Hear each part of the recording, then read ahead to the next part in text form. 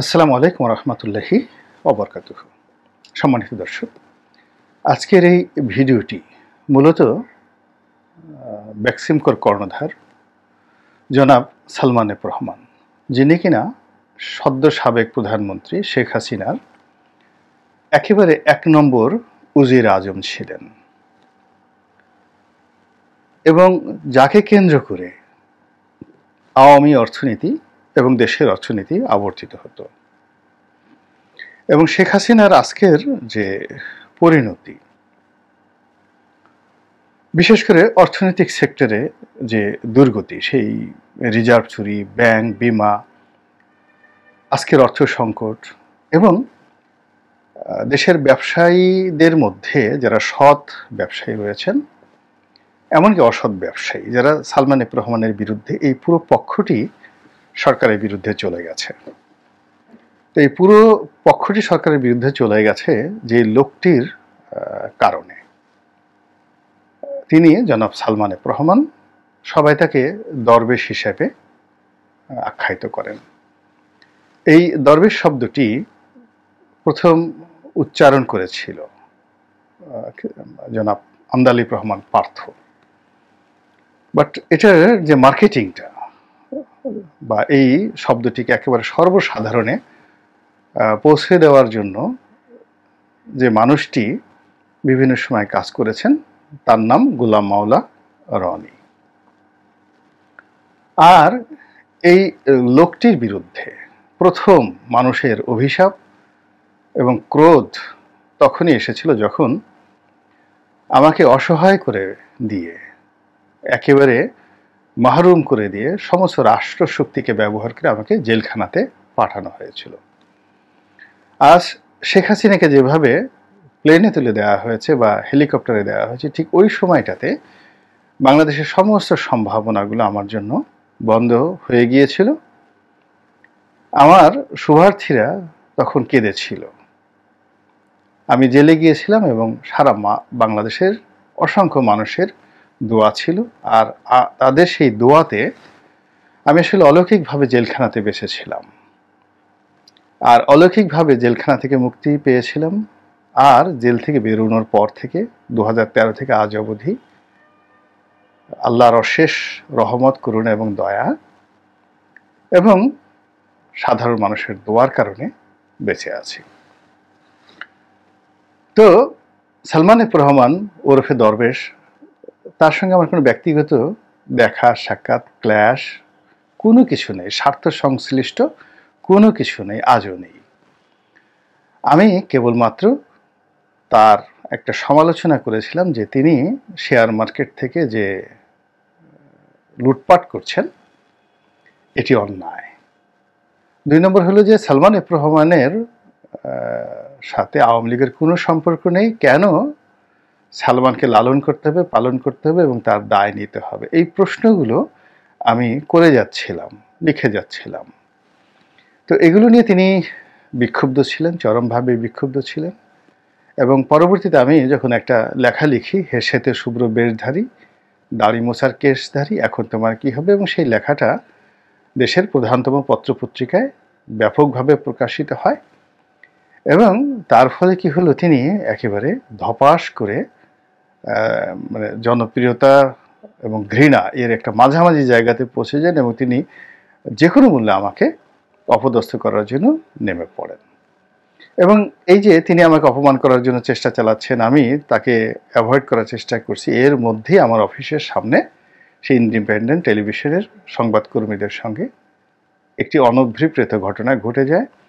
এবং সেখানে সেই যারা এসেছিলেন ইন্ডিপেন্ডেন্ট টেলিভিশনের কর্মকর্তা এবং সাংবাদিক যারা নেতা, ইনক্লুডিং শাবান মাহমুদ সহ আরও অনেক যে সকল নেতারা আসছিলেন, তারা আমার সরলতার সুযোগ নিয়ে তারা সেই আমি তাদের সঙ্গে আমার যে চুক্তি হয়েছিল, কথা হয়েছিল, সেই কথার বরখেলাপ করে তারা জাস্ট একটা ভিডিও দৃশ্যকে এডিট করে সুন্দর করে আমি সাংবাদিকদেরকে মেরেছি, অপদস্থ করেছি, এই ভিডিও ফুটেজটাকে ব্যাপকভাবে প্রচার করে এবং আমার বিরুদ্ধে একটা মামলা করে এবং পুরো জনমতটাকে আমার বিরুদ্ধে নিয়ে যায় এবং আমি অনেকটা মাহরুম হয়ে পড়ি এবং জেলখানাতে চলে যাই।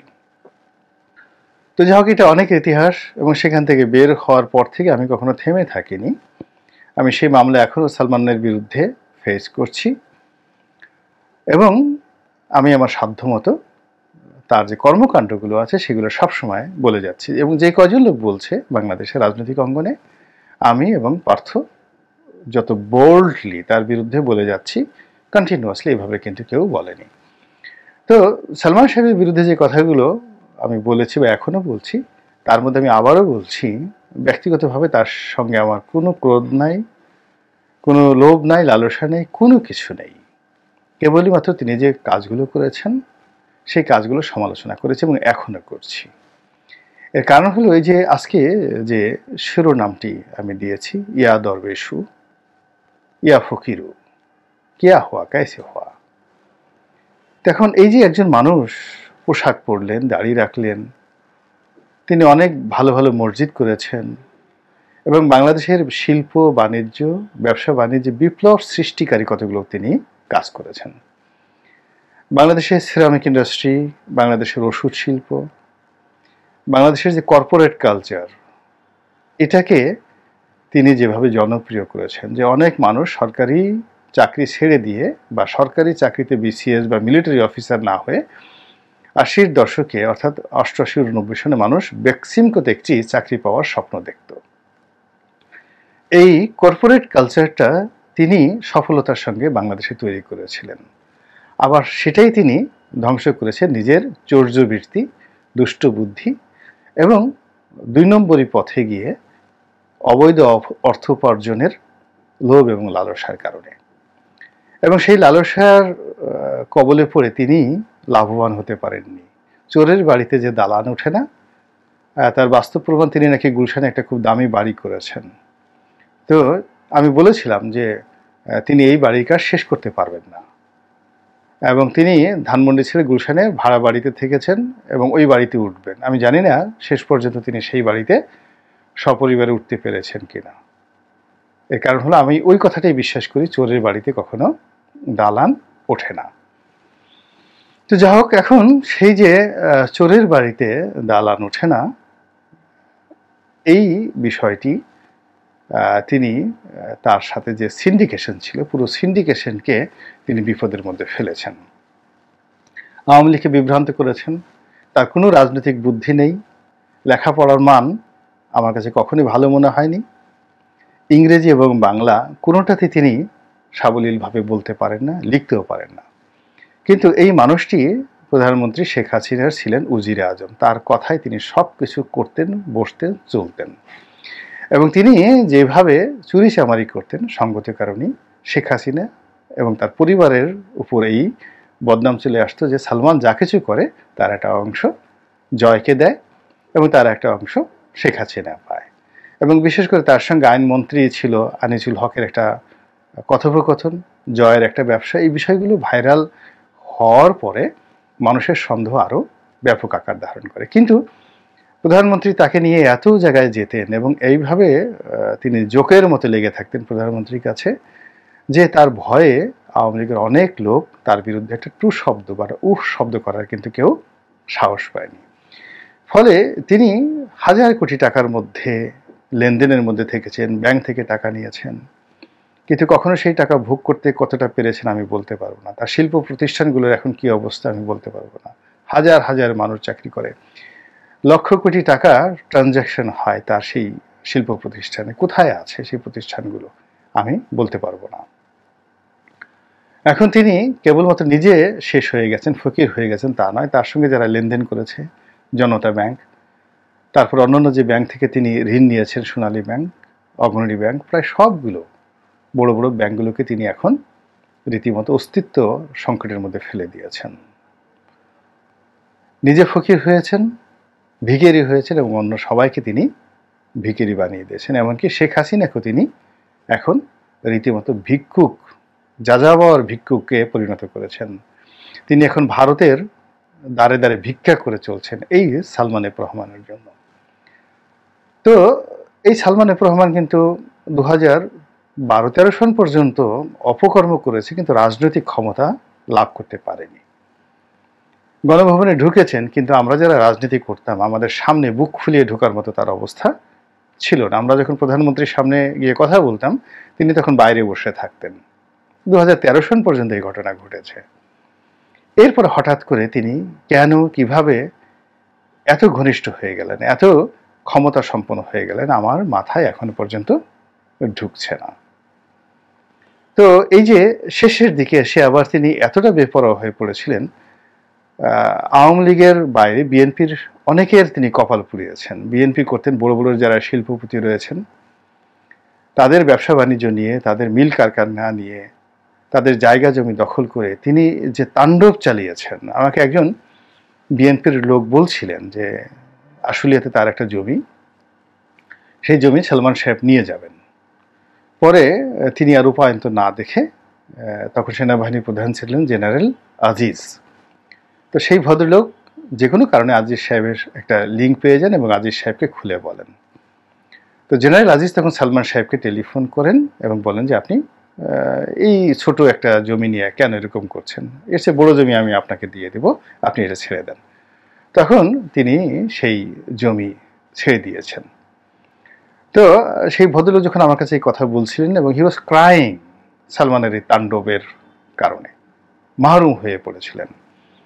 এরপর তিনি শেষের দিকে ইসলামী ব্যাংক দখল করার জন্য, এস আলমের সহায় সম্পত্তি দখল করার জন্য এতটা চেষ্টা করেছেন যেটা বলার মতো না। এবং মিডিয়াতে তিনি ইন্ডিপেন্ডেন্ট টেলিভিশন থেকে শুরু করে অন্যান্য টেলিভিশনের নেতৃত্বে যে একটা লবি গড়ে তুলেছিলেন, সেই লবির বাইরে যারাই কাজ করেছে, চ্যানেল আয়ের, ফরিদুর রেজা, সাগর থেকে শুরু করে সবার জীবনকে তিনি হারাম করে দিয়েছিলেন। তিনি তার প্রতিপক্ষ হিসেবে নুরুল ইসলাম বাবুলের সঙ্গে তার দ্বন্দ্ব ছিল, এটিএনের মালিক মাহফুজ সাহেবের সাথে তার দ্বন্দ্ব ছিল। কিন্তু শেষ দিকে তিনি এতটা শক্তিশালী হয়ে পড়েছিলেন যে মাহফুজ সাহেবকে কি করেছেন জানি না, তবে যমুনা গ্রুপকে তিনি একেবারে পথে বসিয়ে দেওয়ার মতো অবস্থায় ফেলে দিয়েছিলেন। এবং যমুনা গ্রুপের যে মেয়ে রোজালিন, তিনি অস্ট্রেলিয়া থেকে যেভাবে সেখানে তিনি একটা ভিডিওতে প্রধানমন্ত্রীর সাহায্য চেয়েছিলেন এবং আহাজারি করেছিলেন, চিৎকার করে তিনি বিদেশের মাটিতে সালমানের আক্রমণের শিকার হয়েছিলেন, তার থেকে বোঝা যায় যে যমুনা গ্রুপ মানে নুরুল ইসলামের বাবুলের পরিবার কি বিপদের মধ্যে ছিল। তো এই যে তার বেপরোয়া মনোভাব, এমনকি তিনি লতিফুর রহমান, প্রথম আলো, ডেইলি স্টার, এদের জীবনও তিনি হারাম করে দিয়েছিলেন। যে ডেইলি স্টার, যে প্রথম আলো সারাটা জীবন তার বিরুদ্ধে লিখেছে, সেই প্রথম আলো এবং ডেইলি স্টারকে তিনি এমন চাপের মধ্যে ফেলেছেন যে মতিউর রহমান এবং মাহফুজ সাহেব তার সাথে দোস্তি করার জন্য তিনি বাধ্য হয়েছিলেন। দোস্তি তো হবে না, আত্মসমর্পণ করতে তারা বাধ্য হয়েছিলেন এবং একসাথে ছবি তুলে তিনি তারা পরিস্থিতি সামাল দেওয়ার চেষ্টা করেছিলেন। তো এইরকম একজন দরবেশ, যিনি কিনা দরবেশ নয়, আর রীতিমতো সম্রাটদের সম্রাট হয়ে পড়েছিলেন বাংলাদেশে, ডনদের ডন, গডফাদারদের গডফাদার, এবং প্রধানমন্ত্রীকে তিনি মূলত চালিয়েছেন। তো সেই মানুষটি এখন কোথায়? তার যে নিঃস্বতা, তার যে রিক্ততা, তার যে বেদনা, এই বেদনা এখন কোন পর্যায়ে রয়েছে? এবং তার সঙ্গে যারা সম্পৃক্ত ছিল তাদেরকেও তিনি যেভাবে ফকির বানিয়ে তিনি এখন কোথায় আছেন, সেটা কি আপনাদের জানতে ইচ্ছা করে? অবশ্যই আপনারা জানবেন এবং এই লোকের পরিণতি আপনারা দেখতে পাবেন। আল্লাহ আমাদেরকে এই দরবেশ, এই ফকির, এদের ফিতনা এবং ফাসাদ থেকে ব্যক্তিগতভাবে, পারিবারিকভাবে এবং জাতিগতভাবে আমাদেরকে রক্ষা করুন এবং হেফাজত করুন। আসসালামু আলাইকুম রহমতুল্লাহি ওয়া বারাকাতুহু।